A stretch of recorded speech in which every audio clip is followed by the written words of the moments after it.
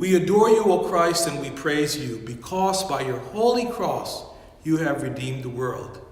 Welcome, everyone, to 3 Minutes with Father Al.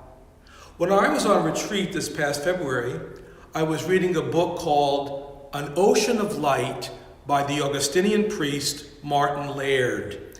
And in this book, Father Laird talks about the reactive heart and the responsive heart. Now, as a Southern Italian, I'm an expert in terms of the reactive heart. You know, the fires flare and I speak without thinking. Has that ever happened to you? Well, if it happens once or twice, that's okay. But sometimes unreflective speech becomes a way of life for us, and that can be very damaging to our relationships.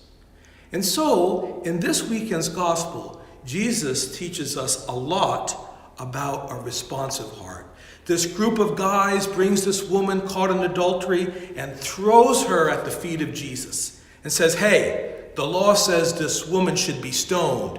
What do you think?" And Jesus didn't say anything. Rather, he got on his knees and started writing in the ground. What was he writing? Well, some scholars say he was writing the 10 Commandments. Others say he was writing the sins of the people in the crowd. I think he was just waiting so that the intensity of the crowd's anger could seep into their souls. And then he got up and said, "If any of you has no sin, go ahead and cast the first stone." And then he knelt down again and started writing in the ground.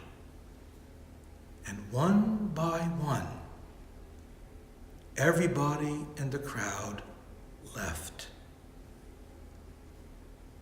You know, this is a remarkable story about how silence can bring peace to violent hearts.